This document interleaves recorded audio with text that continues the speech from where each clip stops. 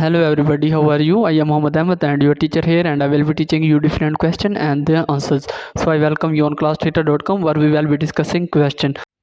A company makes Japan's style lunch boxes called bento boxes. Each bento box is a cube with foot long edges. The company ships the bento boxes in a container in the shape of a rectangular prism that measures feet by feet by feet. A manager correctly finds the volume of the container using a formula. Employee double checks the calculation by packing the container full of bento boxes.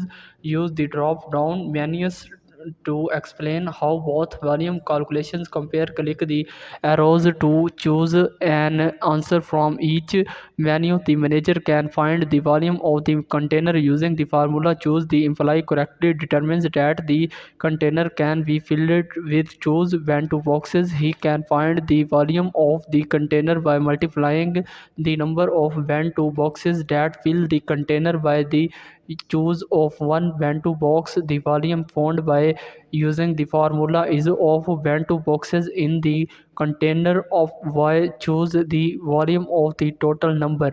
The correct answer of the question: the manager can find the volume of the container using the formula LWH. The employee correctly determines that the container can be filled with 3 layers of 21 bento boxes. He can find the volume of the container by multiplying the number of bento boxes that fill the container by the volume of one bento boxes. The volume found by using the formula is equal to the volume of the total number of bento boxes in the container. So that's the correct answer of the question. If you have any question, just leave a comment. I will be answering you as soon as I can. Thank you very much for watching the video. Please don't forget to like, share and subscribe our channel. Until next question, bye bye.